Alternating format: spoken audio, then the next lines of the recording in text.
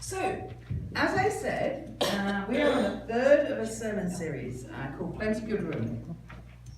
And this is a Black History sermon series that was written by Reverend Larry Pickens. And although he wrote the sermon series, we're just using the broad base of it, not using everything. But I will tell you when I quote him. So, just so you know when it's not my words. You'll probably know because they're not English, but you know. So, just to catch up, because I know some of you haven't been here, the first week was Plenty Good Room. So, and it was Plenty Good Room, Plenty Good Room. And this, excuse me, this week was to talk about the amount of room in God's house. See, the amount of room in God's house is unending. The amount of room in our houses is limited because we limit who we allow into our space, into our minds, into everything that we do. But God doesn't have that limitation, and so there is plenty of room for everybody to have everything they need to be empowered to flourish. We're not talking about everybody's bad behaviours because they're not welcome. But we do welcome all people. And as a community of faith, we need to keep checking in with ourselves to make sure that we are open to all people. And that doesn't mean just opening the door. It means opening our hearts and making sure that everything we do gives access to everybody that they need. So that was week one. Last week, Sandra preached on Fix Me, Jesus, Fix Me. And her theme was forgiveness.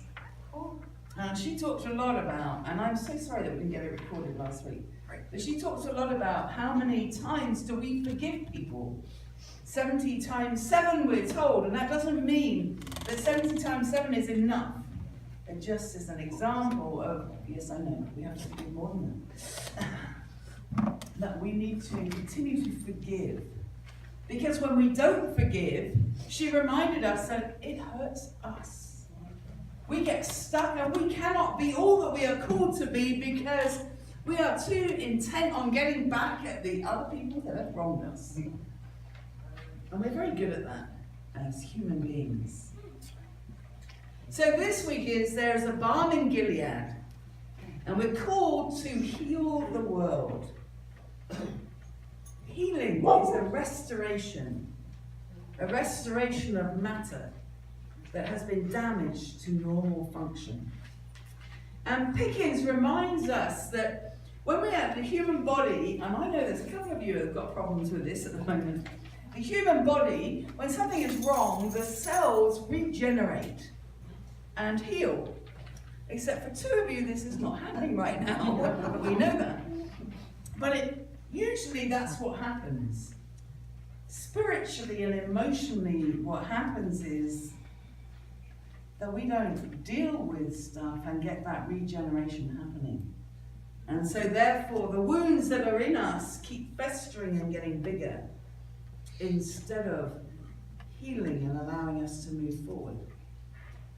That healing incorporates both removal of dead tissue and replacing it with new tissue. So removing all that there is within us that holds us back so that we can heal and have the new come through. We need living tissue to regenerate and to bring everything back in balance for us. So today I'm going to look at 4 areas of healing. Healing of our minds, healing of our bodies, healing of our community, and just a little one, healing of our world. But I thought we'd start with the mind, because for me, if we don't start with us and what's inside of us, we can't heal anybody or anything.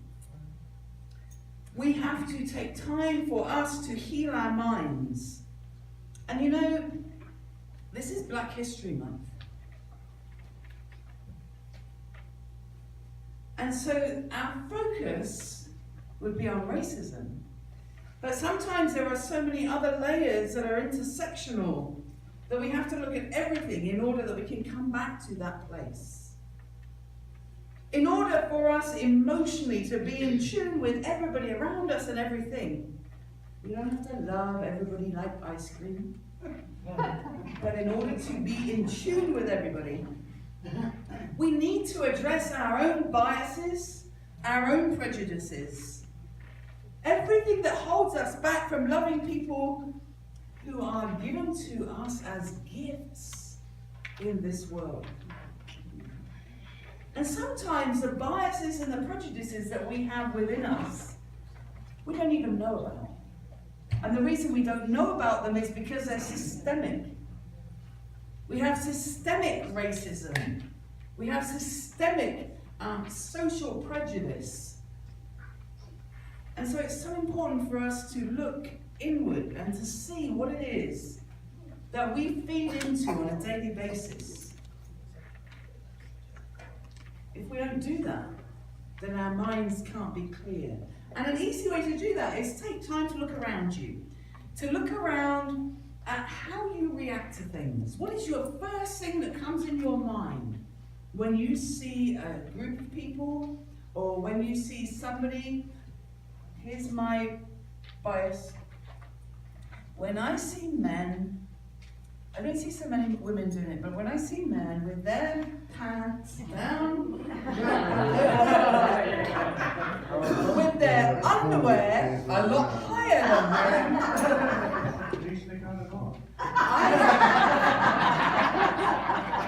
I seriously want to go up and pull their trousers up, because for me it's really irritating, but that isn't what's really going on in my mind. Because in my mind, other things are going on that are saying, what is this person like if that's what they do? Right. But actually, does it matter? Does it really matter? Not to the person. It's about me looking at myself and why I react like that. Mostly, I think it's because when mine are going down, I'm oinking them up all the time. That's just one example. Each of us has people or things that we look at and we have an automatic reaction. But it's about looking at that reaction a little bit differently and finding out what is the true meaning behind why we do that. Jesus taught us to embrace the Spirit of God in everyone. And that's the teaching that we should be embracing. Not the ones of our peers or the ones of those who are educated the same way as us. Not just the people who will approve of everything that we do, but also the people that disapprove of what we do. Whatever we react to, I encourage us to look within our minds to see what it is that's going on for us and how we can heal ourselves so that we can move on to heal others. Our minds are absolutely key to how we react to the world and how we live our faith journeys. So we have to heal them first. There is a balm in Gilead to make the wounded whole. There is a balm in Gilead to heal. Number 2 is healing our bodies. This week I got the dreaded lurgy, and I had to spend a little bit of time healing me. Was that selfish? Probably. Or maybe not. Was it sensible? Yes. Oh yeah.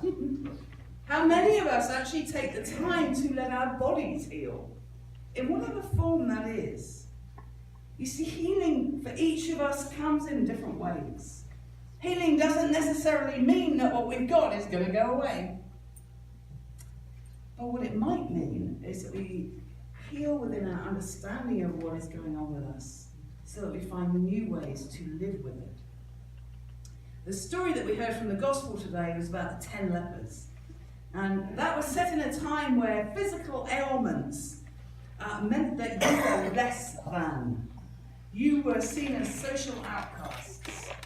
And I would like to say that that was probably what the problem was back then. Unfortunately, it's still the problem now. Because we see and we hear about the stories of people who are living with HIV, people who have hepatitis, And one of the things that in March we are encouraged to attend is an event at Depot Park run by the Rural Women's Health Project, and Let's Talk About It, I think, which is to celebrate women and children who live with HIV and AIDS. And I hope that you will consider coming out to that to support these people who have to fight daily, often in their churches, to fight this social stigma. Jesus had to use the example of lepers because that was what was understood in that day. And I believe right now Jesus would find different things that could be elevated, that we push people away because of. You know, we talk about disabilities. Disability is only when a society disables you. We're all differently abled, all of us. But as a society, we disable people. And so it's about healing our bodies, but also helping others when they need us to support them, so that we have a community that flourishes. Because there is a balm in Gilead to make the wounded whole. There is a balm in Gilead to heal. The third section is healing our communities. I have to tell you that our communities will remain racist, xenophobic, misogynistic, transgender and homophobic, ageist and ableist, as long as we let them. As long as we feel entitled, whichever group we belong to. Whether we live here in Gainesville, whether we're watching at home from Australia or from England, don't think we're immune to it. We're not. Pickens wrote that Jesus demonstrated responsiveness that allowed him to reach out to those who were marginalized and who were lost. When we consider the 9 lepers who did not say thank you, it is a reminder that even those who are marginalized must overcome their privilege and entitlement thinking. We have to be the balm in Gilead sometimes. We need to work with others to bring about healing in our communities. And the 9 lepers may well have felt that they were entitled to their healing, and so never gave praise to God. But the one leper came back and gave praise. He realized that without Jesus and without the ways in which they had it that day, that healing would not happen. God can work miracles, however, unless we work together, we can strike out that healing with one foul swoop. Sometimes we, whatever group that is marginalized, we've become used to living that segregation that we almost become comfortable with it. I think of a trans group. It's so comfortable because there is nowhere else where the trans community can be comfortable, because people judge and people say things that hurt. And so they become comfortable in the trans meetings. And those meetings are really important. They're important to find like-minded people that can help people on their journey. However, I think it's very dangerous if any of us stay to the group that we are marginalized within. Because by doing that, we marginalize others. Because we are then saying, well, I talk about tranquility, but tranquility has a lot of work with the allies as well. But as a denomination, when we started 50 years ago, we were a gay church. We were a wonderful gay church where gay people could go, and it was fantastic. But what happened was, we were marginalizing other people. And so we are no longer the gay church. I know some of you love that title, and if you want to keep that title, that's fine. But actually, we're a church for all people. And so when we are marginalized, we just have to be a little bit careful that we can start to trust people and start to move out into the community so we can start this healing. a little word of warning.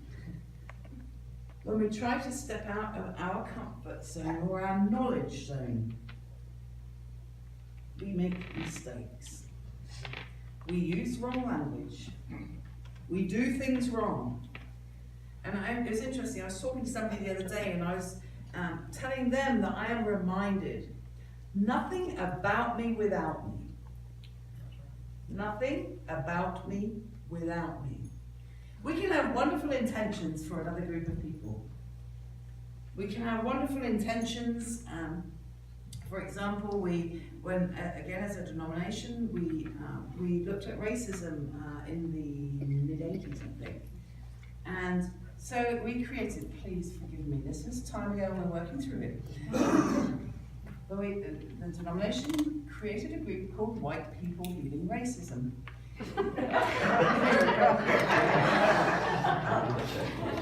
Let me tell you here and now, the intention was absolutely pure love and pure heart. The impact, however, and that's the same with any of us. We will make mistakes. We will call things the wrong thing, even if we have got beautiful intentions. So each of us has to be a little patient with each other as we try to work in the community. I had to laugh this morning because we have some guests who came because I went to a meeting and I caused trouble. I told you about it. And they're here because I caused trouble.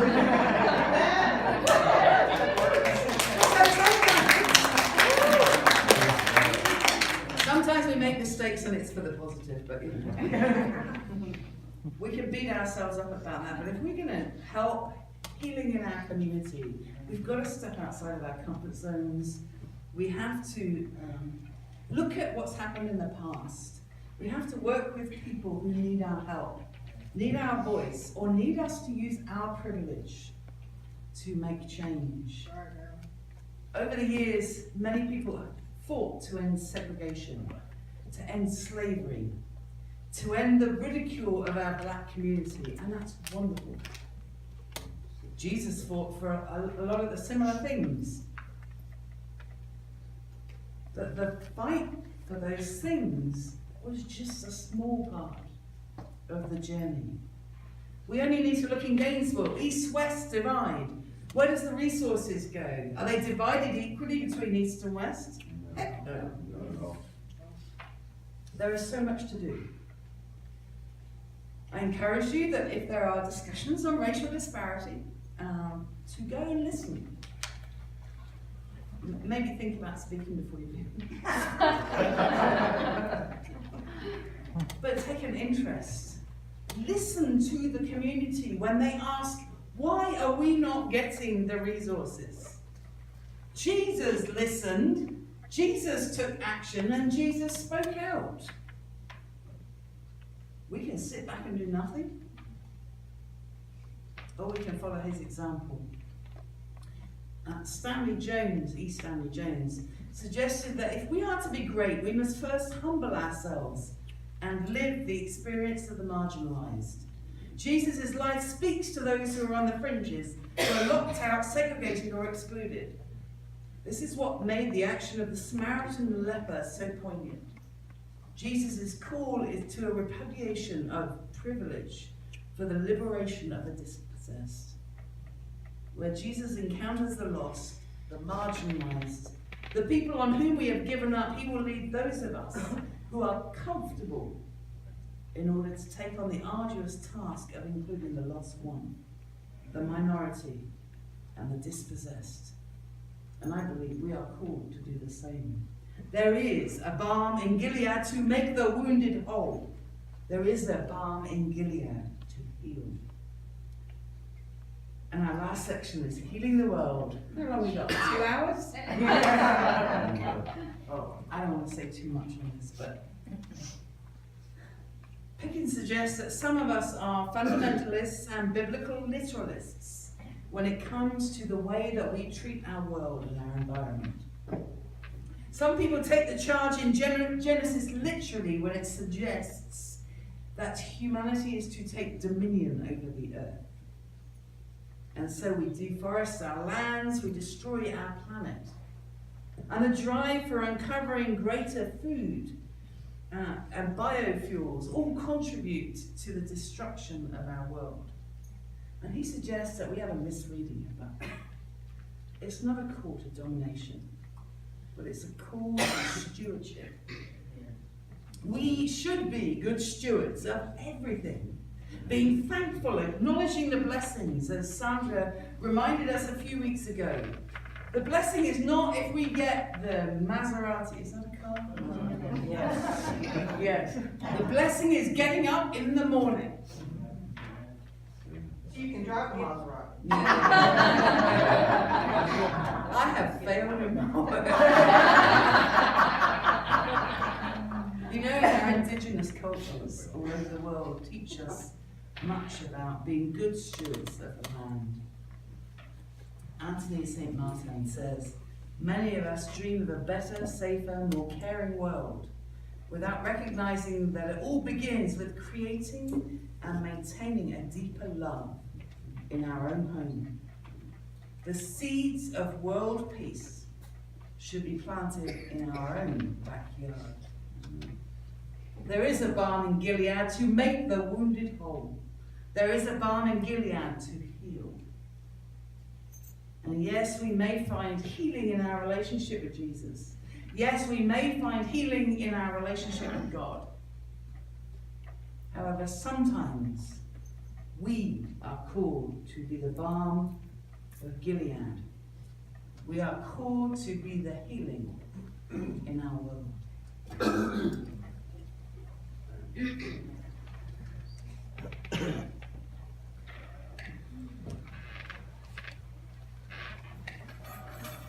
Sure.